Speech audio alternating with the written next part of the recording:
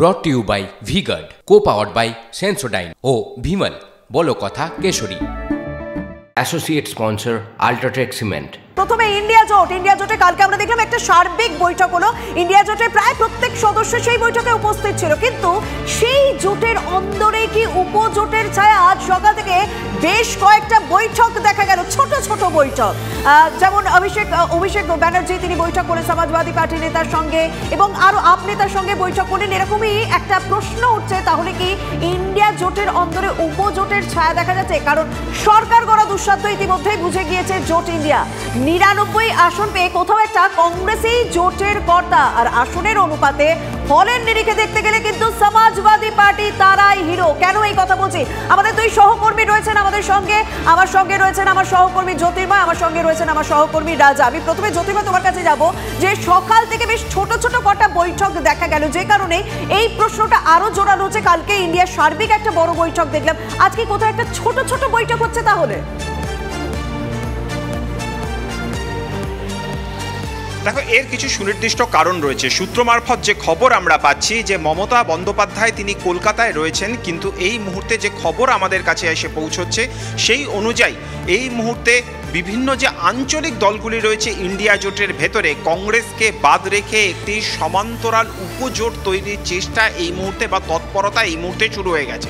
আজ সকালে অভিষেক বন্দ্যোপাধ্যায় অখিলেশের বাড়িতে পৌঁছে যান এবং ঠিক সেই সময় সঞ্জয় রাউতের বাড়িতে পৌঁছন আপের রাঘব চাড্ডা, এবং তার পরবর্তী ক্ষেত্রে রাঘব চাড্ডা এবং সঞ্জয় সিং তারা দুজন অভিষেক বন্দ্যোপাধ্যায়ের বাসভবনে এসে পৌঁছন। এবং সূত্র মারফত যে খবর আসছে, বিকেল 4টের সময় আরও একটি বড় বৈঠক হতে চলেছে, যে বৈঠকে অভিষেক বন্দ্যোপাধ্যায় যাবেন। কিন্তু কেন এই বৈঠক হচ্ছে, হঠাৎ এই তৎপরতা কেন? তার একটাই কারণ, এরা মনে করছেন যে কংগ্রেসকে যেভাবে ওয়াক ওভার দেওয়া হচ্ছে, সরকার গঠনে কংগ্রেস যেভাবে ওয়াক ওভার দিয়ে দিচ্ছে বিজেপিকে, সেটা তারা মানতে পারছেন না। এবং এই ইন্ডিয়া জোটের কর্তৃত্ব শুধুমাত্র 99টা আসন থাকার জন্য, প্রধান বিরোধী দল হওয়ার জন্য কংগ্রেসের হাতে কর্তৃত্ব থাকবে, এটাও মানতে পারছে না এই মুহূর্তে এই আঞ্চলিক দলগুলি। সেই জন্য কিছুটা সেই কারণে এই ছোট ছোট বৈঠক। জ্যোতির্ময় তুমি আমাদের সঙ্গে থাকো, আমার সঙ্গে রয়েছেন রাজা। দুই রাজনৈতিক ব্যক্তিত্ব যখন দেখা করেন, তখন শুধুমাত্র যে সৌজন্য সাক্ষাৎ হয় না, সেটা প্রত্যেকেরই জানা। প্রত্যেকটা বৈঠকের পেছনে সৌজন্যের পাশাপাশি কোথাও রাজনীতিও লুকিয়ে থাকে। সেই রাজনীতিটা কি মনে হচ্ছে তোমার? দেখো, এইরকম একটা সময়ে কেউ কারুর বাড়িতে সৌজন্য দেখাতে যাবে না সময় নষ্ট করার জন্য, কারণ তারা টেলিফোনেও কথা বলে নিতে পারেন। আর একটা কথা, সৌজন্য বাদে বাকিটা হয়, সৌজন্য কম হয়, বাকিটা হয় মানে প্ল্যানিংই হয়। পরিষ্কার বলছি, আজকে দিল্লির একদম খেলা লীলা যা বলো জমে কি রয়ে গেছে বিরোধী শিবিরে। তার কারণ আজকে জ্যোতি যে খবর ব্রেক করেছে, এটা এই খবরের দারুণ মাহাত্ম্য। আমরা জানি যারা জিতেছেন শরিকদের মধ্যে, তুমি যদি স্ট্রাইক রেট দেখো, যেটা জ্যোতি বলার চেষ্টা করছে বারবার, স্ট্রাইক রেট মানে তুমি কটা আসনে দাঁড়িয়ে ভাই কটা আসনে জিতেছো। কংগ্রেস 200-র বেশি আসনে লড়েছে, পেয়েছে 99। সমাজবাদী পার্টি তারা 50-60টা আসনে লড়েছে, অন্যদের ছেড়েছে, কংগ্রেসকে ছেড়েছে, অন্যান্য ছোটোখাটো উত্তরপ্রদেশের আলাদা শরিকদের ছেড়েছে, তারপরে তারা পেয়েছে 37। তাহলে যদি তাই হয়, ট্যালিটা যদি এটা হয়, তাহলে আনুপাতিক হিসেবে কে ম্যান অফ দ্য ম্যাচ, কে হিরো? Samajwadi party hero. আবার টেক তৃণমূল কংগ্রেস কটায় লড়েছে, অসম টসম বাদ দাও, ওগুলো পাতে দেওয়ার মতো ব্যাপার নয়। কিন্তু বাংলা ধরো 42টায় লড়ে তারা পেয়েছে 29। কার স্ট্রাইক রেট বেশি? অর্থাৎ কে কম ওভার খেলে বেশি রান করেছে, তার স্ট্রাইক রেট বেশি।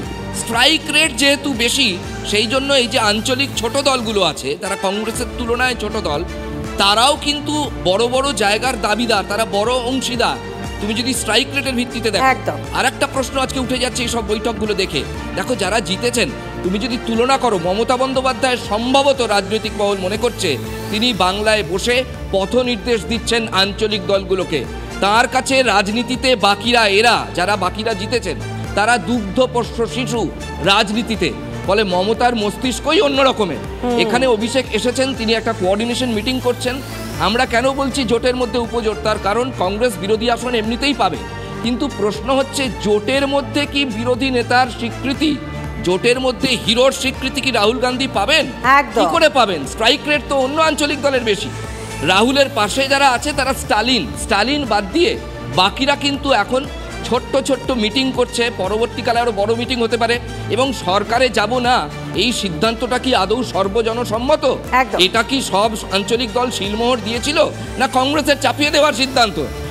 যে কোনো সময় বিজেপিরও ভয় আছে, যে কোনো সময় বিজেপির যারা ছোট শরিক দল টুকুস করে তাদের একজন দুজনকে ভাঙিয়ে নিতে পারে সমাজবাদী পার্টি এবং অভিষেকের এই যে বোঝাপড়া বা যেটা আন্ডারস্ট্যান্ডিং। ফলে তারা তলায় তলায় সেই কৌশল রচনা করছেন কিনা সেটা নিয়েও বিজেপি যথেষ্ট চিন্তায় আছে। এই জোটের মধ্যেও আমি নবীন প্রবীণ দেখতে পাচ্ছি। দেখো, যারা আজকে মিট করেছেন তারা সব ওই 35, 40, 45-এর ক্যাটেগরিতে। ঠিক আছে, একদম বোঝাই যাচ্ছে যে যতক্ষণ না সরকার গঠন হচ্ছে, এবং আমি বলবো যে সরকার গঠনের পরও হয়তো এই দুটি জোট মানে এনডিএ হোক বা ইন্ডিয়া, এই দুটি জোটের মধ্যে কিন্তু বেশ কিছু ইন্টারেস্টিং খবর আসতে পারে, ইন্টারেস্টিং পয়েন্ট উঠে আসতে পারে। প্রত্যেকের ভূমিকা এখানে ভীষণভাবে গুরুত্বপূর্ণ। আমাদের সেই দিকে নজর থাকছে। এই ছোট ছোট বৈঠক তো হলো ইন্ডিয়ার মধ্যে, উপজোট যাকে বলা হচ্ছে, আজ বিকেলে একটা বৃহত্তর বৈঠক রয়েছে, সেদিকেও আমাদের নজর থাকবে। Brought to you by V Guard, co-powered by Sensodyne ও ভিমল, বলো কথা কেশরী। Associate sponsor UltraTech cement.